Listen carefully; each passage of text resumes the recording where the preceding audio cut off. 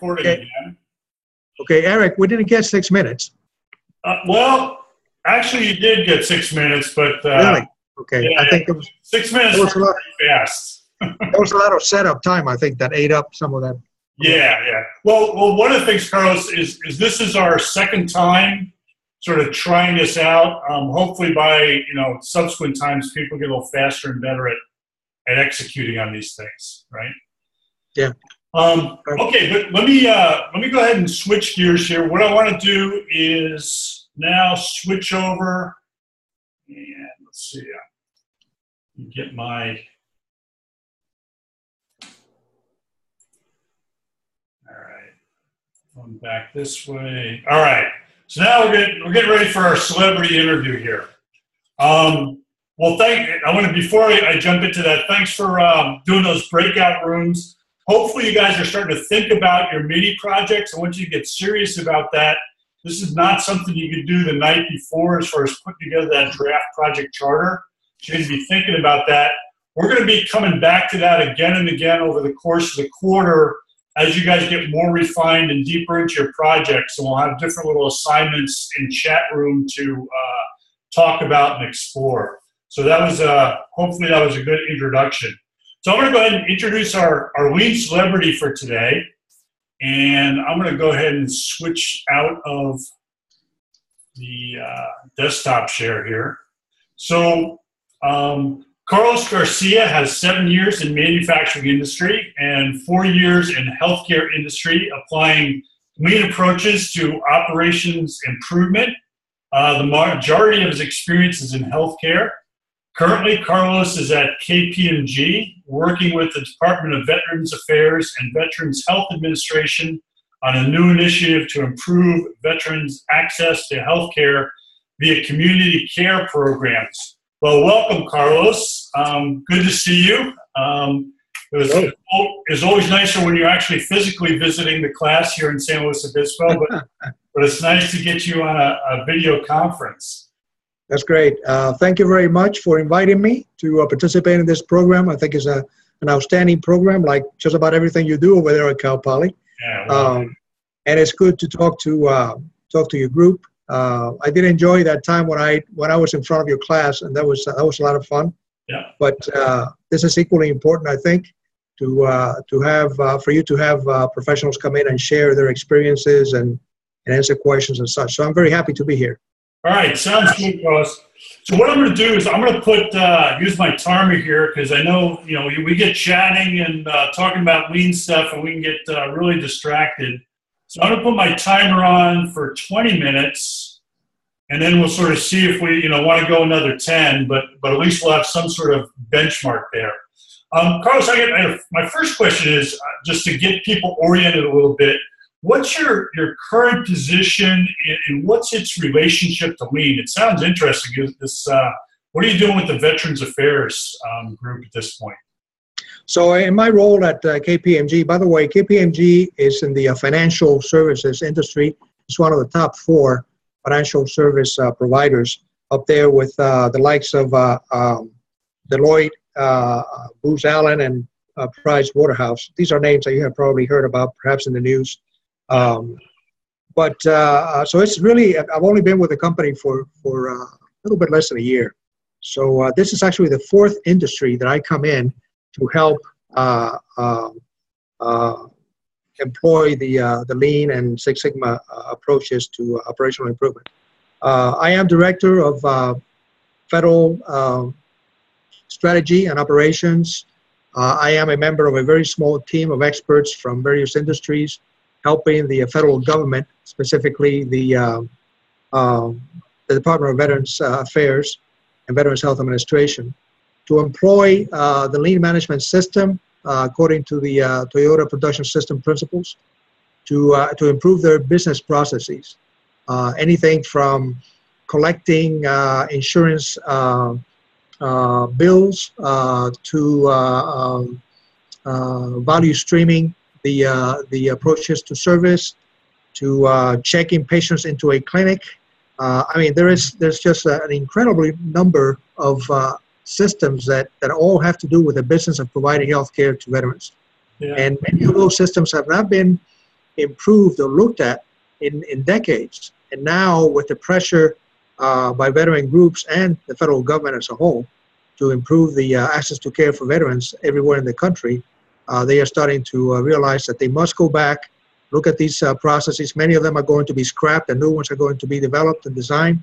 Others are going to be improved. So my job and the job of my team is to advise those two government agencies on actually how to do that. Right. Carlos, that sounds like a huge task, right? And certainly, from what I've seen in the news, the country needs this kind of thing, this kind of work. Can you describe a little bit about what your lean journey has been and how you've kind of got to the point where you're doing these kind of things? Like, where did you start out? What a journey it's been, let me tell you. Well, I'm an engineer. I am not a doctor or a nurse. I'm not a financial wizard. I'm not a CPA, but yet I'm working with those industries. You wonder how come? Well, I came aboard the aerospace industry here in California back at the end of the 80s, the decade of the 80s, and that was the tail end of the total management quality movement. Total quality management, that was TQM. And back then they were starting to talk about other things beyond TQM approaches, and that included lean, and then later on Six Sigma came into the picture, especially as it was being applied in the electronics industry. But I think lean took hold in the aerospace industry, and as you know now, most industries have had a taste of lean approaches and Six Sigma. And they are beginning to employ those methodologies. But I came through aerospace, and then I ended up working for a Japanese manufacturer for a number of years, and that's really where I learned about the Toyota production and management system and how those principles could be applied not only to manufacturing but other industries. I became very excited about it, because as an engineer, as a problem solver, I saw that as a philosophy that was already proven. So I didn't have to really convince people of it. It was already written about, and there was plenty of proof and evidence that it worked.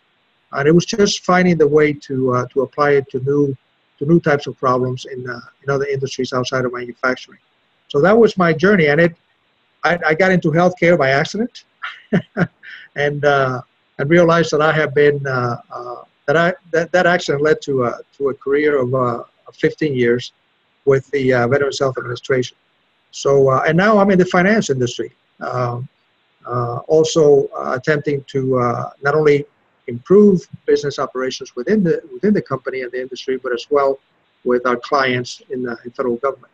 Okay. Because I want to kind of go back to, so that gave us an idea of what your lean journey sort of looked like, and maybe within your job with the veteran, working with Veterans Affairs and whatnot, can you maybe sort of dial into maybe one specific process or operation? Like, what's a day in your life look like? Do you go in and tell people what to do, or do you work with their management team, or how do you make stuff happen there? And maybe give us an example.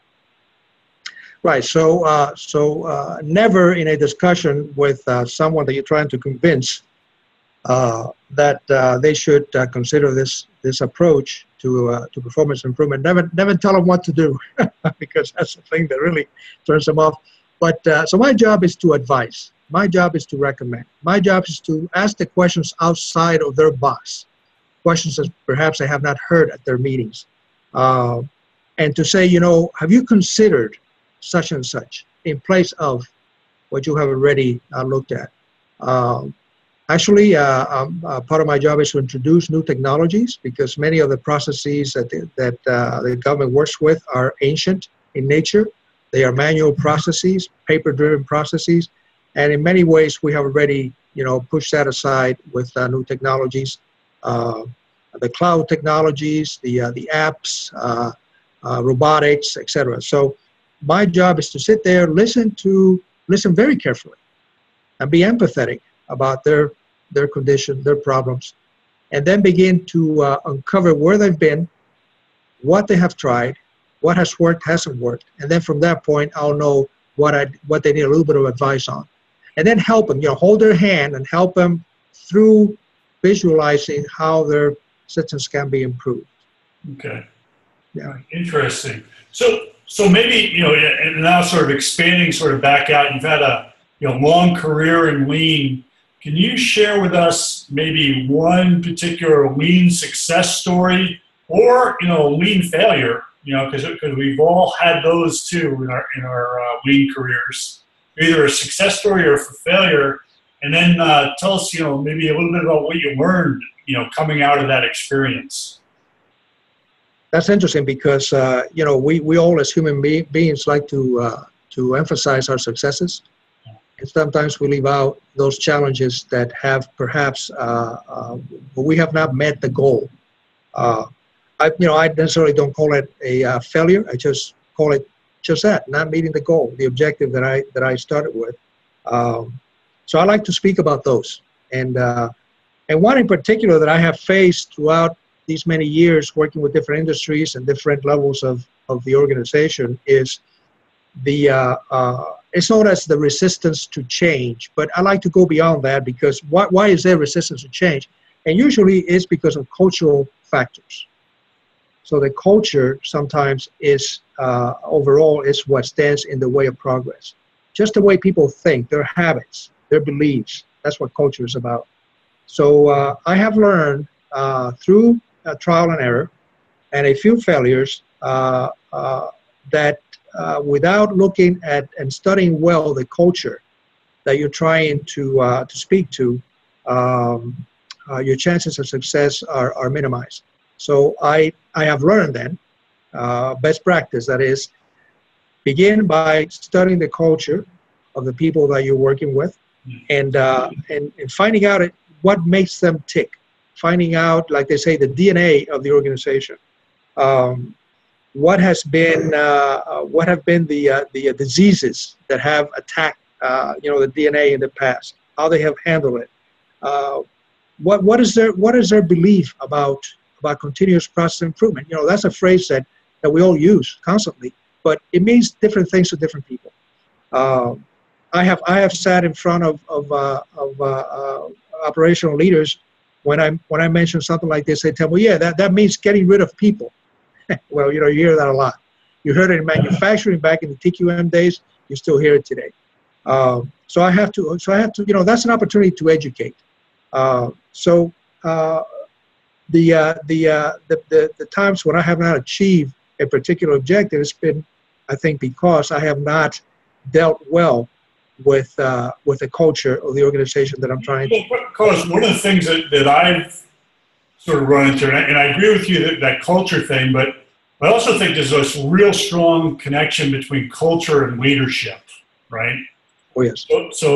So when I have a cultural problem or sense sort of it's a cultural problem, that's sort of a signal for me to, try to go to the top and sort of figure out what's going on. Like what's the leader that's doing that's either, driving that behavior or maintaining that behavior, right? Because that's real key in making something change. That's very true. It stems from leadership, and leadership style has a lot to do with it.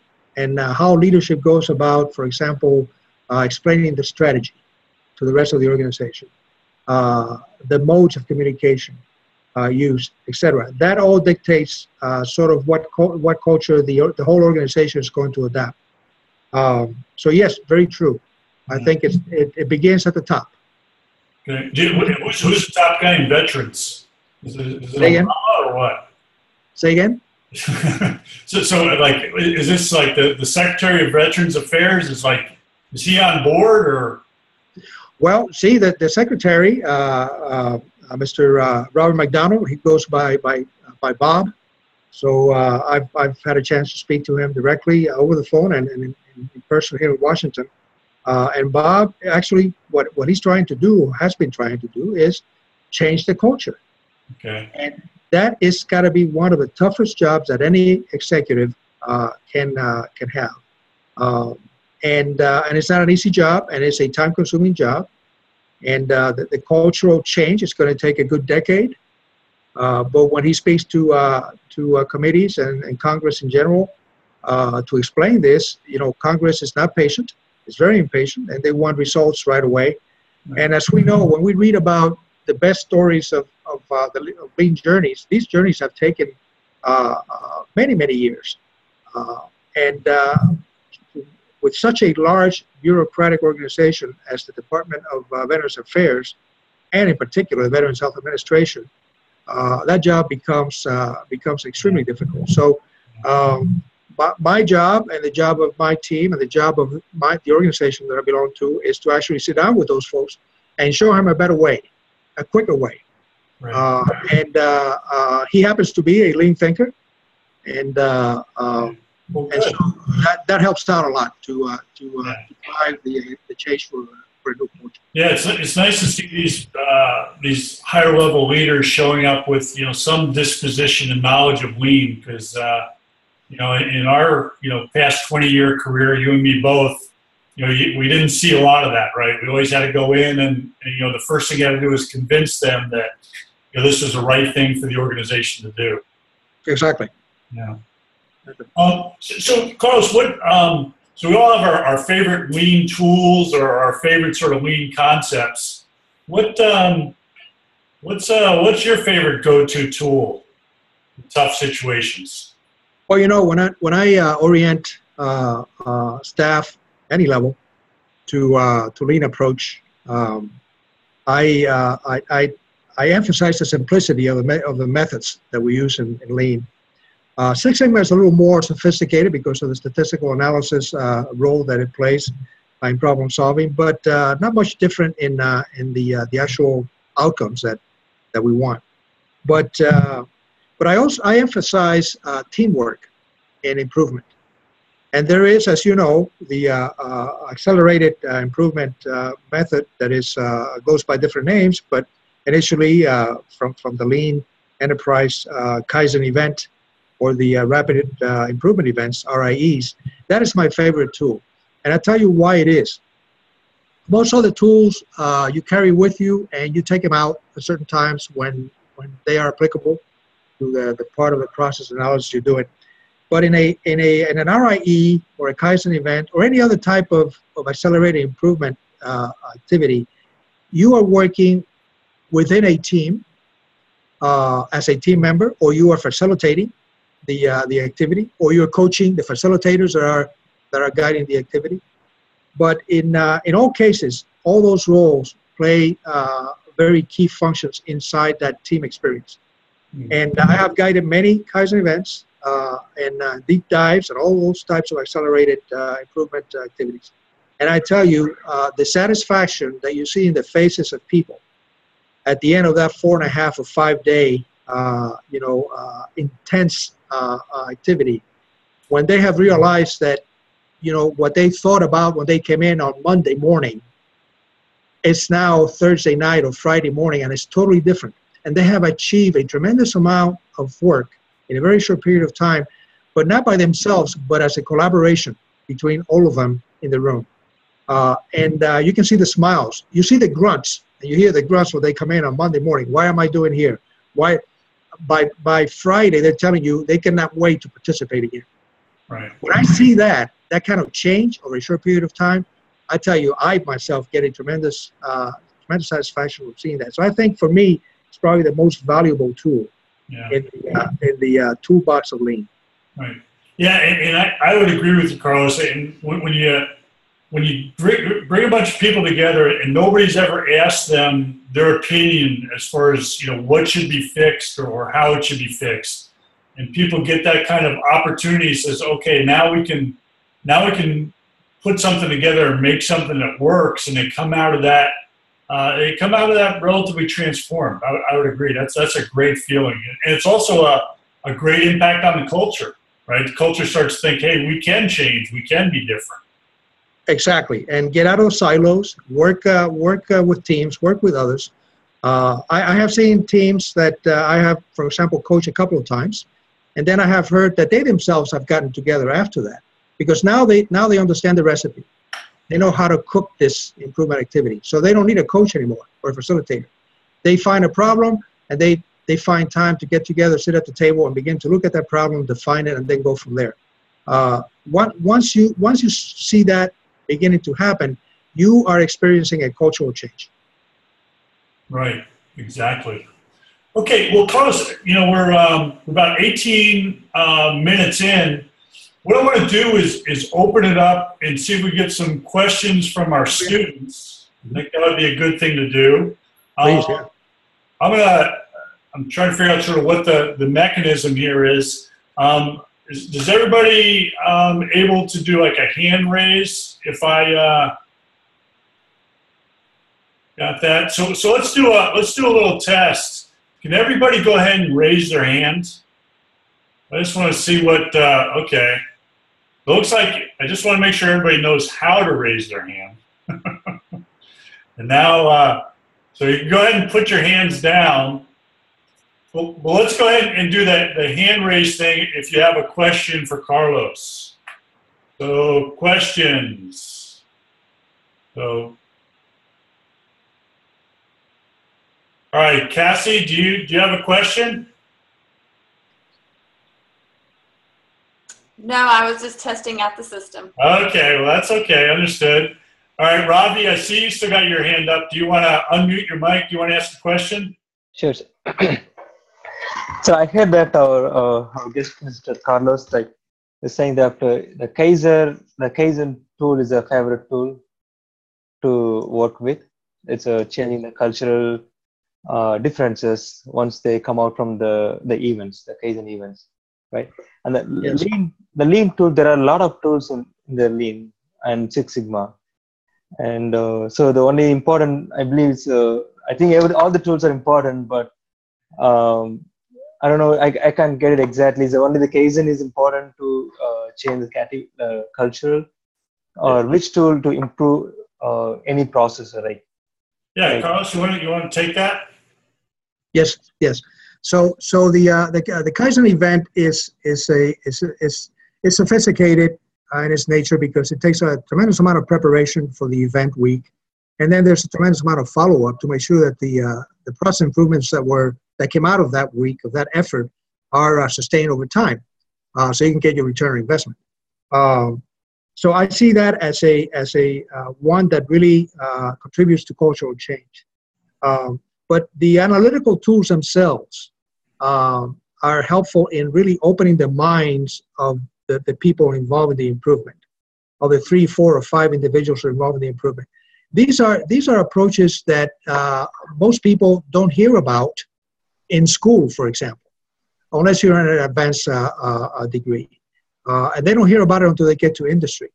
And perhaps they have been trying to do problem solving before, and it's been pretty rough, and they've gotten a real bad taste in their mouths without knowing that there have been some tools in existence that can provide and facilitate that problem solving. So I think that all the tools in combination contribute to cultural change, some more than others. Right. But I think that teaching people how to look at a process, how to define a problem, which is the first step in any improvement activity.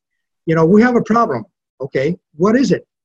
Can you tell me in a few words what it is? What is the impact of that problem to you, to your customers, to your service or department? Do you have data that tells us a little bit more about the problem? These are things, problem definition, which I spend so much time, coaching on. It's a way to open the minds of people, to give them a chance to begin to think about problems in a totally different way. Not see it as a negative thing that they're being challenged by and they must go through, but actually as an opportunity to really look at, is there a better way of doing what we're doing? Right. And how is that going to affect everything that we do, and the satisfaction of our customers? How is it going to affect the community that we live in? In healthcare, we must think about that. When a hospital shuts down a clinic because of low performance, that affects not only the hospital operation, but also the entire community that they serve. So why try to solve the problem by doing that rather than sitting down and actually look and see what the problem really is? So I think all of these tools really all combine all these approaches serve a purpose for cultural realignment, which I also. Yeah, I want to sort of jump into with this one too. So I think one way I look at it is a Kaizen event or rapid improvement event is sort of it's a huge tool. It's an umbrella tool, if you will. So within a Kaizen event, a lot of you guys, in the Morse team training, you're learning about smaller sort of individual tools, project selection matrices, RACES matrices, charting tools, and things like that. These are all things that Carlos would sort of normally maybe use within the context of a Kaizen event to try to get everybody to understand and see the problem more clearly, right? So, picking Kaizen event and tools is like, you pick the, sort of the umbrella, tool in the toolbox. Why not to expand on my answer to your question? One of the things that I see and all other coaches that I've speak to from time to time also see is the fact that when you put people together in a room to look at a process, and each one of these individuals manages or owns a piece of that process, you begin to find out that, or to realize that each person doesn't know what the other person's part of the process is and what it means to their portion of the process that they own. So, what is the tool that we use to look at a process in detail? Well, we flow map it. We flow map it on the wall, on the whiteboard, wherever. All of a sudden, you begin to see people make these funny faces saying, I did not realize that my part of the process connected to those two other parts in that way. I had never visualized that. I thought I would just give it to them and they would do their thing with it, and then it would pass on and on, and it would get done at the end. I didn't realize all the obstacles that exist between my part that I own and the next part down flow from it. So flow mapping, such a simple device, is so powerful in getting these people to begin to think together as owning the entire value stream, not only pieces of the process. Right, exactly. Do you have any other questions from the class here? So we got it. I'm paying Carlos such big bucks to do this. We got to get our money's worth, right? That's right. You need your return on investment. So go ahead. Any other questions? Let's see, Charles, you have a question? Charles, do you have a question? We're getting a lot of feedback there. Yeah. See, Charles, are you there? Yeah, I'm here. Can you hear me? Yeah, we can hear you. Go ahead, Charles. Okay. Yeah, I was just curious. If it sounds like you have experience in a lot of different industries. Is there a certain project or a certain industry where you've worked where it's been kind of like a defining moment that you're really proud of, where you've implemented something or changed something that maybe you look back at it now and use it as an example, or just something that I guess that you were really proud of that made a huge difference? I can think of a couple. I think that the one that really comes to mind more detail is before I left Veterans Health Administration about 1.5 years ago. I worked on a very important project in the emergency services or emergency department, where emergency cases are received in the hospital. Hopefully none of you have had to use emergency department. I've had, because I'm asthmatic, and when I cannot breathe, I go to the emergency department and they give me breathing treatment. And the problem has been, and this is true of all healthcare organizations, all types of hospital systems, not only the Veterans Health Administration, but the problem is having patients wait after they check in to be seen by a triage nurse that is going to determine what level of care that person needs at that particular time, whether the person needs to be admitted to the hospital, which means that they have to find a bed and a room for that individual, or whether that individual can get some medication or some treatment and then be sent home. So the triage operation is critical to the success of the ER. But still, you have long waits. People just with perhaps a cut or perhaps an asthma attack, especially with children, waiting to be seen by a doctor. So I worked on a project to cut the waiting time from 6 hours, which is the maximum allowed by the hospital, to 3 hours. So a 50% reduction in waiting time, which it was incredibly difficult just to hear, for the doctor especially, to hear that was the kind of reduction that we needed to do. And we only had 6 months to do it. We worked on a project. We had 3 lean coaches, myself included. We had a number of facilitators. We did, I believe, 3 or 4 Kaizen events related to the flow of patients through the emergency department and either going home, being sent home, or being admitted to a hospital. Very complicated value stream that took weeks just to visualize before we could get into improvement.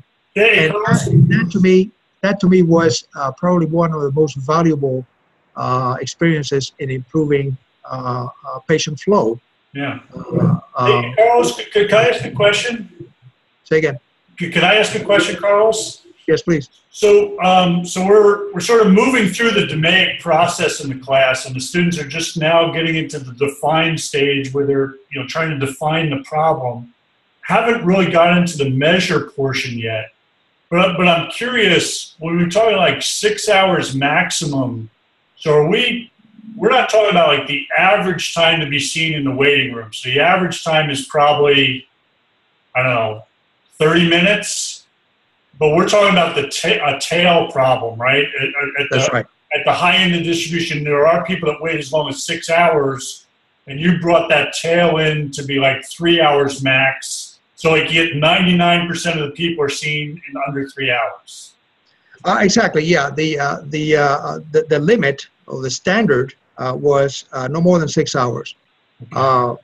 Actually, few cases, took 6 hours to be seen. Sure, right. But there were enough outliers to identify that was part of the problem, that we needed to reduce that standard considerably. So now the standard became 3 hours. The mean was probably an hour and 45 minutes. Okay.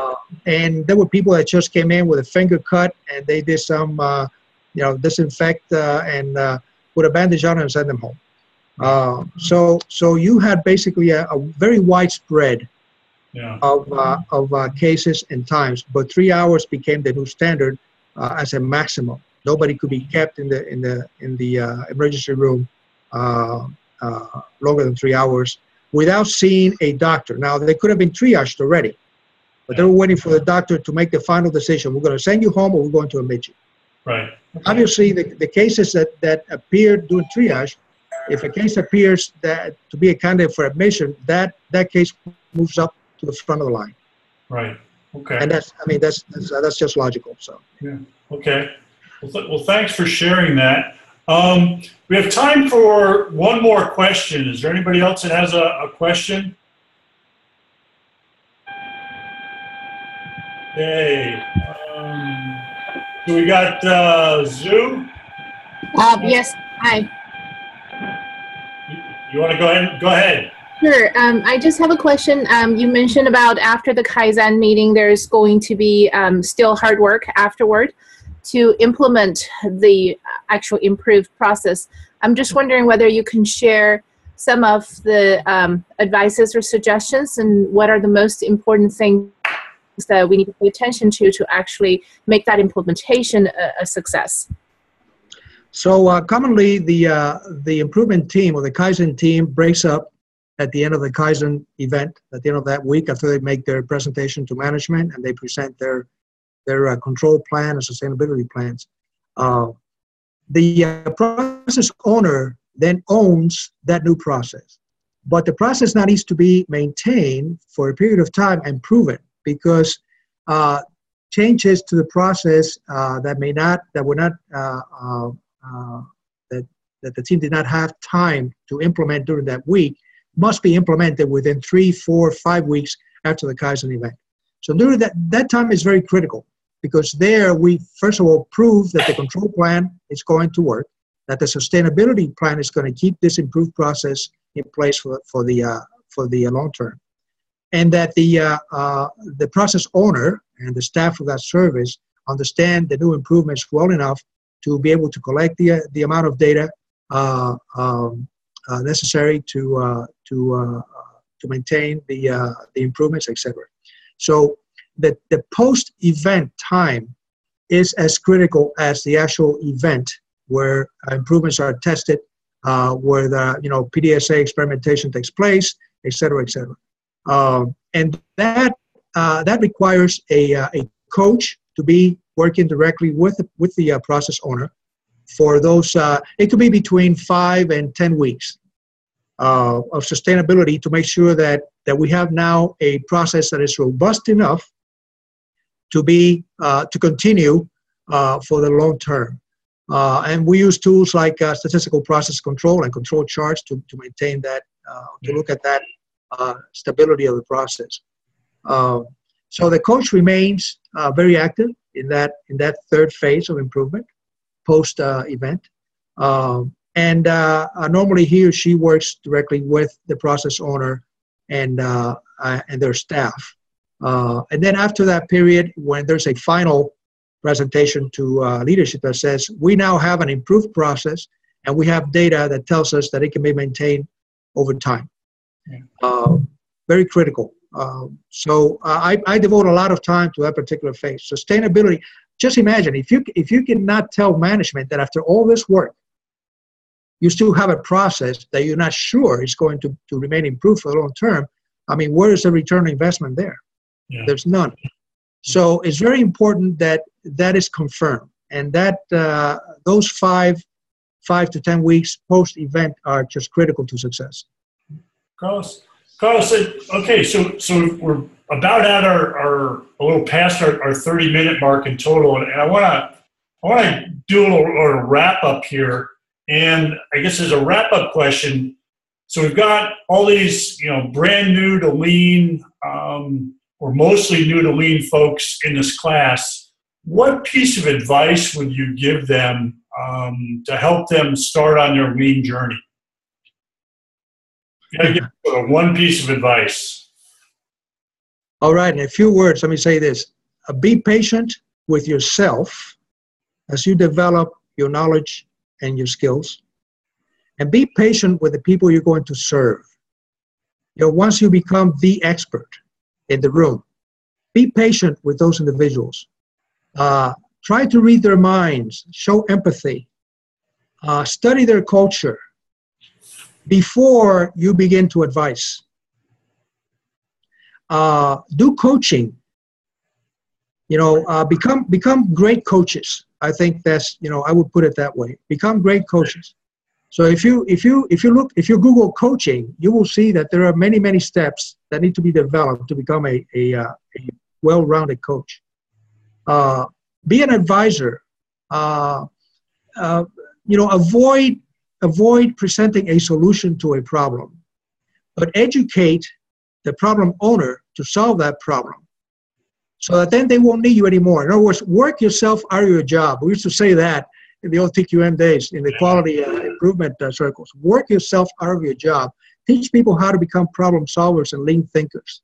Okay. And they will appreciate it, and they will think about you, and they will remind themselves of your coaching and your facilitation.